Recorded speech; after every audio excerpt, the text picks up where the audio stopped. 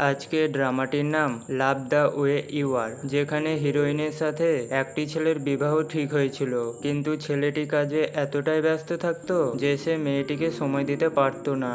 আর এই পরিস্থিতিতে মেয়েটির হিরোর সাথে দেখা হয়, আর তারা কিভাবে ভালোবাসায় জড়িত হয়ে পড়ে তা জানতে হলে ভিডিওটি দেখতে থাকুন। ড্রামার শুরুতেই হিরোইনকে দেখানো হয়, যার নাম ইমি।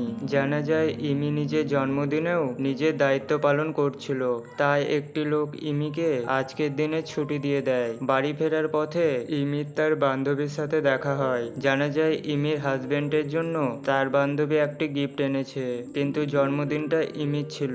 জানা যায় ইমি তার হাজবেন্ডকে খুব ভালোবাসে, তাই আজকের দিনে স্পেশাল কিছু করতে চাইছিল। অন্যদিকে ড্রামার হিরো গুয়ানকে দেখানো হয়। জানা যায় গুয়ান নিউ ইয়র্ক থেকে পড়াশোনা করে দেশে ফিরছে। ইমি তার হাজবেন্ডকে পিক আপ করার জন্য একটি মল থেকে নিজের পছন্দ মতো একজোড়া জুতো কিনে, আর সে এয়ারপোর্টে তার হাজবেন্ডের জন্য অপেক্ষা করছিল। কিন্তু ইমির লিপস্টিকটা এয়ারপোর্টে পড়ে যায়, আর গুয়ান লিপস্টিকটা পেয়ে তাকে দিতে যাচ্ছিল কি একটি লোক তাকে পিক আপ করতে চলে আসে।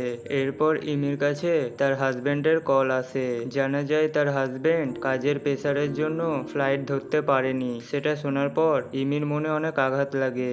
এরপর নিজের মনকে শান্ত করার জন্য ইমি একটি রেস্টুরেন্টে যায়। ঠিক তখনই গুয়ান সেখানে চলে আসে, আর সে ইমিকে দেখতে পেয়ে লিপস্টিকটা দিতে যাচ্ছিল কি ফোনে শুনতে পায় যে তার নাকি বিয়ে ঠিক হয়ে গেছে। সেটা শোনার পর সে লিপস্টিকটা দেয় না। এরপর ইমি কাউকে ফোন করতে গেলে ফোন ডেড হয়ে যায়, তাই সে গুয়ানের কাছ থেকে ফোনটি নেয়। ফোনে ইমির কথা বলার ধরন দেখে গুয়ান তার উপর ফিদা হয়ে যায়, আর গুয়ান ইমিকে একটি জুস অফার করে, কিন্তু ইমি কারোর ঋণ নেয় না।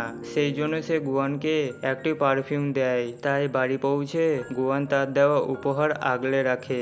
অন্যদিকে ইমি নিজেকে নেশাগ্রস্ত দেখানোর জন্য গালটি লাল করে দেয়, যাতে তাকে দেখতে পেয়ে তার বাবা মা ভাবে যে সে তার হাজবেন্ডের সাথেই ছিল, কিন্তু হলোটার উল্টোটা। ইমিকে এই অবস্থায় দেখতে পেয়ে তার বাবা তাকে অনেক কথা শোনায়। জানা যায় তার হাজবেন্ড ইমির জন্মদিনে আসতে না পারায় তার জন্য উপহার পাঠিয়ে দিয়েছে।